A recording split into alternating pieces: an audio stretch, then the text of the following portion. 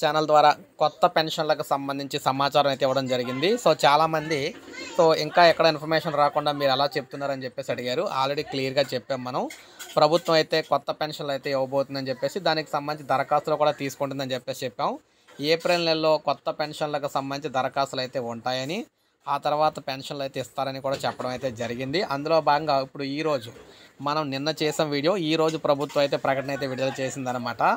So కొత్త పెన్షన్లకు సంబంధించి మీరు చూసుకోవచ్చు. ఏపీలో మే నుంచి 93,000 మందికి కొత్తగా పెన్షన్లు. మంత్రి గారే సాక్షాత్తు మంత్రి గారు చెప్పడం అయితే జరిగింది. రాష్ట్రంలో 93,000 మంది వితంతువులకు మే నెల నుంచి కొత్తగా పెన్షన్లు ఇవ్వనున్నట్లు సరఫరా శాఖ మంత్రి కొండపల్లి శ్రీనివాస్ తెలిపారు.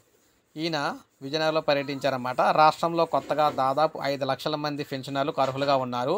వారందరికీ కూడా త్వరలోనే మంజూరు చేస్తాం.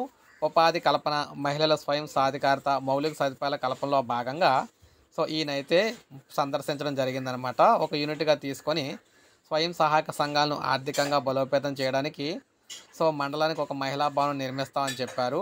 ఇక్కడ గమనించాల్సిన విషయం ఏంటంటే మొత్తంగా 5 లక్షల మంది దాదాపు అర్హులైతే ఉన్నారనమాట పెన్షన్లకు సంబంధించి దరఖాస్తు చేసుకోవడానికి. వారందరికీ కూడా అందులో భాగంగా ముందు 93 లక్షల మంది 93,000 మందికి ముందు వితంతువులకు అయితే ఇస్తామని చెప్తున్నారు మేలోని. ఆ తర్వాత మిగిలిన వారికి అయితే ఇస్తారన్నమాట. అయితే దీనికి సంబంధించి ఏప్రిల్ ఎండింగ్ నుంచి మనకి దరఖాస్తులు అయితే ఉంటాయని చెప్పేసి తెలుస్తుంది.